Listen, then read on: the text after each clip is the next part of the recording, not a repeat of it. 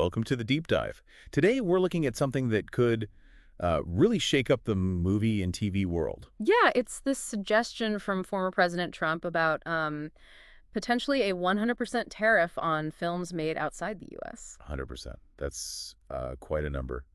We want to explore what that might actually mean, especially for Canada, which, makes a lot of this stuff. Absolutely. And if you're watching movies, TV shows, this kind of shift could definitely change what you see, maybe even how much it costs down the line. So the proposal itself, it came via social media.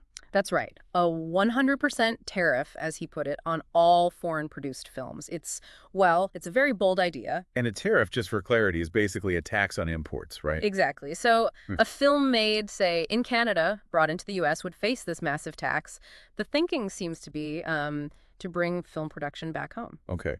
And Canada's role in this is pretty big. Oh, huge. You look at the numbers from the Canadian Media Producers Association. They're talking $4.73 billion in value just last year. $4.7 billion. Wow.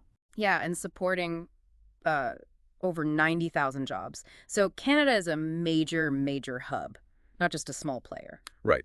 So that $4.73 billion figure really shows what's at stake for them. How are people in the Canadian industry reacting? Well, we heard from Daniel Beckerman, a Toronto producer. He actually worked on the Apprentice biopic. Oh, right. What did he say? He used the word chaos. He said this proposal creates chaos for Canada's film industry. Pretty strong language. Chaos, yeah. That sums up the potential disruption.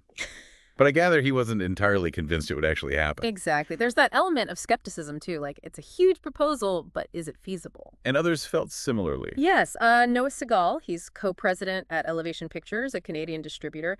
He sounded, concerned and dumbfounded. Dumbfounded, okay. And he raised practical points, Yeah. How would you even apply this tariff fairly, given how complex film financing is now?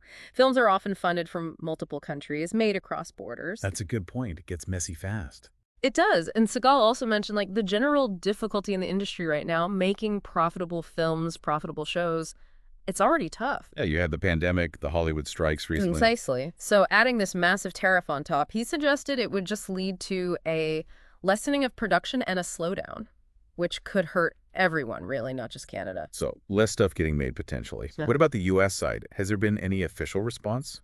There was a very brief reply from the U.S. Commerce Secretary, Howard Lutnick, to Trump's post. Just 3 words, we're on it. We're on it. Okay, vague. Very vague. No details, no timeline, no sense of how seriously this is being planned or even what it is exactly. A lot of uncertainty there. Which kind of feeds into the Canadian reaction, right? Concern about the potential impact, but also doubt about the actual implementation. There are likely huge hurdles, maybe even legal ones with trade agreements. Okay, so let's sort of pull this together.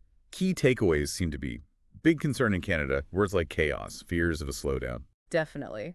Real worry about disruption to a major industry for them. But also quite a bit of skepticism about whether a 100% tariff like this is actually practical or likely to be enacted. Exactly. The how is a big question mark. Plus, that very minimal response from the U.S. side just adds to the wait-and-see feeling. It really makes you think, though, doesn't it, about how global filmmaking is now. Completely interconnected. Yeah. And if a major hub like Canada suddenly faces something this drastic, what are the knock-on effects for the variety of shows and movies you get to watch, Right. Regardless of where they end up being filmed or financed, it could change the landscape quite a bit. Something to maybe keep in mind next time you're browsing what to watch.